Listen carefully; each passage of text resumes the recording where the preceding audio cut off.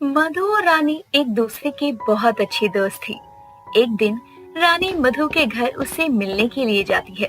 जहाँ जाकर रानी से मधु कहती है, अरे रानी, कोई अच्छी मॉडल लड़की हो तो बताना। मेरा बेटा अब बड़ा हो गया है, शादी के लायक हो गया है। अरे मधु, मैं भी तो अपने बेटे के लिए एक सुंदर और सुशील लड़की ढूंढ रही हूँ, जो मेरे घर को संभाले, पूजा पाठ करे। अच्छा, यानी हम दोनों ही अपने बेटों के लिए लड़कियां ढूंढ रहे हैं।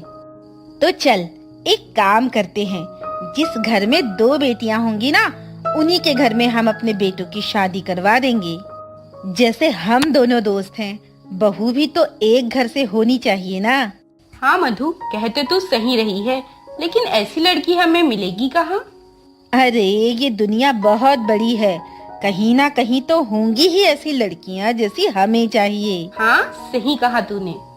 इतना कहकर दोनों कुछ देर और बातें करते हैं, जिसके बाद दोनों ही अपने बेटों के लिए अपनी पसंद की लड़कियां ढूंढना शुरू करते हैं।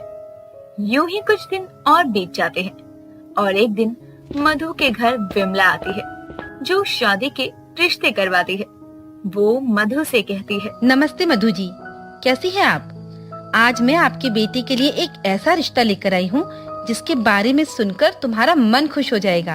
अच्छा, तुम्हें पता है ना, एक नहीं 2 लड़कियों के बारे में मैंने कहा था तुम्हें। एक मेरे बेटे के लिए और एक मेरे दोस्त के बेटे के लिए। हाँ मधु बहन, मुझे याद है, और ऐसा ही रिश्ता लाई हूँ मैं। ये लो, ये है वो लड़कियाँ। एक है सीता और एक है गीता। दोनों जुड़वा बहनें हैं और जैसी आपको चाहिए बिल्कुल वैसी ही हैं। अच्छा, लेकिन दोनों देखने में तो एक जैसी हैं, फिर तुम्हें कैसे पता चलता है कि कौन गीता है और कौन सीता? ये देखो, तस्वीर के पीछे नाम लिख कर लाई हूँ मैं इन दोनों का। ओह, तो ये बात है। ठीक है, हम दोनों दोस्त कल उन दोनों लड़कियों से मिलने चली जाएंगी और पसंद आई तो शादी भी तय कर देंगे। यूं ही एक दिन और बीत जाता है, जिसके बाद मधु और रानी दोनों सीता गीता के घर जाती हैं, उन्हें देखने और रिश्ते की बात करने। मधु उन दोनों से पूछती है, तुम दोनों का नाम क्या है?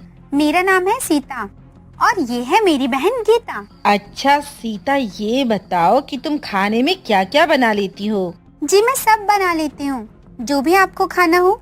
मैं पूजा पाठ करती हूँ, भगवान को भोग लगाती हूँ, रोज सुबह घर का सारा काम करती हूँ। और गीता, तुम क्या कर लेती हो? मैं शॉर्ट कपड़े पहनना पसंद करती हूँ, मुझे मॉडलिंग अच्छी लगती है, किटी पार्टी भी पसंद है। दोनों दोस्त सीता और गीता से कुछ और भी सवाल करती है और उन्हें दोनों लड़कियां पसंद आ जाती है, जैसी उन्हें चाहिए थी। मधु को मॉडल बहू और रानी को पूजा पाठ करने वाली बहू। और शादी की डेट तय करने से पहले मधु और रानी अपने बेटों को सीता गीता के साथ डबल डेट पर भेज देती है। लेकिन वहाँ तो कुछ और ही हो जाता है। जहाँ सीता को राघव यानी रानी का बेटा पसंद आता है, तो राघव को भी सीता पसंद आती है। वहीं सौरभ को गीता और गीता को मधु का बेटा पसंद आता है। और इस बारे में चारों बात करते हुए कहते हैं, क्या हमें आप दोनों की मम्मी जी को बता देना चाहिए कि हमें जो पसंद है वह कोई और है और उन्हें जो पसंद है वह कोई और है? अरे नहीं नहीं, गलती से भी हमारी मम्मियों को इस बारे में मत बताना। अगर उन्हें पता चला तो वो शादी तोड़ देंगी। तो अब हमें क्या करना चाहिए? जैसे वो चाहती है वैसे ही शादी कर ले क्या? अरे नहीं नहीं, शादी तो वैसे ही होगी जैसी वो दोनों चाहती है, लेकिन शादी के मंडप में होगी दुल्हन की अदला बदली। क्या अदला बदली? हाँ, और एक बार शादी होने के बाद इस शादी को कोई नहीं तोड़ सकता। लगता है अब ऐसा ही करना होगा हमें।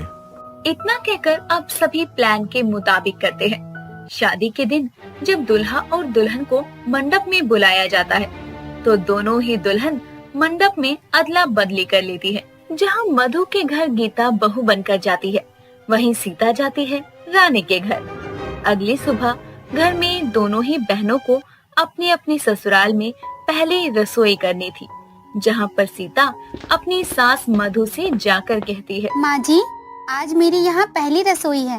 मैंने मीठे में हलवा, खीर बनाई है और चोक की सब्जी और पनीर की सब्जी भी बनाई है। चलिए एक बार खाकर देख लीजिए कैसी बनी है। क्या कहा तूने? खाना बनाया है? लेकिन तुझे तो खाना बनाना नहीं आता ना। फिर तूने कब सीख लिया खाना बनाना? और तू सीता की तरह बात क्यों कर रही है? माँ जी, मैं सीता ही हूँ, तो सीता ही की तरह बात करूँगी ना। हे भगवान, इसका मतलब कल मेरे बेटे की शादी गीता से नहीं सीता से हुई थी, लेकिन ये अदला बदली हुई कैसे? यहाँ पर मधु हैरान थी, तो वहीं दूसरी ओर रानी के घर में भी कुछ ऐसा ही हाल था। जहाँ इस तरफ सुबह सीता जल्दी उठकर पूजा करके खाना बनाकर तैयार थी, तो वहीं दूसरी ओर गीता अभी तक सोकर नहीं उठी थी। रानी सुबह से गीता का इंतजार कर रही थी कि वो कब उठेगी।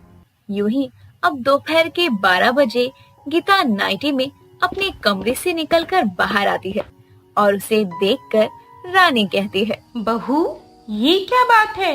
तूने कहा था कि तू सुबह उठकर पूजा पाठ करती है, खाना बनाती है, लेकिन ये सब क्या है? और ये तू आधे अधूरे कपड़ों में क्यों आई है? मम्मी जी, आप ये क्या कह रही हैं? ये सब तो सीता करती है, मैं तो एक मॉडल हूँ, ये सब नहीं करती। क्या कहा? तू सीता नहीं है? मतलब मैं ये क्या सुन रही हूँ? मेरी बेटी की शादी तो सीता से हुई थी ना, फिर ये गीता कहाँ से आ गई? वो क्या है ना मम्मी जी, और आपके बेटे को मैं, और ऐसे ही मधु आंटी के बेटे को सीता पसंद थी और सीता को उनका बेटा, तो बस हमने शादी में दुल्हन की अदला बदली कर ली। हे राम, ये क्या हो गया? इस मधु की बच्ची को तो मैं अभी बताती हूँ जाकर। उसने ऐसे कैसे मेरी बहू को अपने घर में रख लिया? उसे तो मैं अपने घर की बहू बनाना चाहती थी। वहीं दूसरी ओर मधु भी अपनी बहू को देखकर बहुत गुस्से में आ जाती है और कहती है, रानी की हिम्मत कैसे हुई मेरी बहू को अपने घर में छुपा के रखने की? अभी बताती हूँ मैं उसे। इतना कहकर मधु अपने गुस्से में रानी के घर जाती है और वहाँ जाकर उसे बहुत सुनाती है और मधु भी रानी से बहुत गुस्सा हो जाती है। दोनों की लड़ाई बहुत बढ़ जाती है। वहाँ पर सीता और गीता भी आते हैं। दोनों को समझाने की कोशिश करते हैं, लेकिन दोनों किसी की नहीं सुनती और यूं ही कुछ दिन और बीत जाते हैं। आज मधु से उसकी बहू सीता कहती है, माँ जी, अब तो खत्म कीजिए अपनी ये नाराजगी। अब तो हमारी शादी भी हो गई है और गलती रानी आंटी की थोड़ी थी, वो तो हमारी ही गलती थी ना। अरे ऐसे कैसे माफ कर दूं उसे? उसकी हिम्मत कैसे हुई अपने बेटे के साथ मिलकर मेरी बहू को चुराने की? उसे तो मैं कभी माफ नहीं करूंगी। दोनों के बीच की तकरार और बढ़ती जाती है और दोनों एक दूसरे से महीने भर नहीं मिलती। दोनों ही बिल्कुल अकेली पड़ जाती है। अकेलेपन की वजह से दोनों की तबीयत अक्सर खराब रहने लगती है। एक दिन मधु और रानी के बेटे दोनों बहुए साथ में बैठकर उनकी बात करवाते हैं और वह कहते हैं, आंटी जी और माँ, आप दोनों बचपन से ही एक साथ रह रहे हैं, लेकिन अब देखो कैसे लड़ रही हो बच्चों की तरह। माना कि आपकी पसंद की लड़कियों से हमने शादी नहीं की, लेकिन एक बात यह तो सच है कि आपके बेटे कितनी खुशी अपनी पसंद की लड़कियों से शादी करते हैं। क्या आप हमारी खुशी में खुश नहीं हैं? आप हमारी शादी भी तो हमारी खुशी के लिए ही करवा रही थी। हाँ माँ, राघव सही कह रहा है। हम दोनों अपनी अपनी पसंद के साथ बहुत खुश है और आखिरकार हमें ही तो इनके साथ जीवन बिताना है। तो आप दोनों आपस में क्यों लड़े जा रहे हो? आप दोनों को देखकर तो मोहल्ले के सभी लोग दोस्ती की मिसाल देते हैं।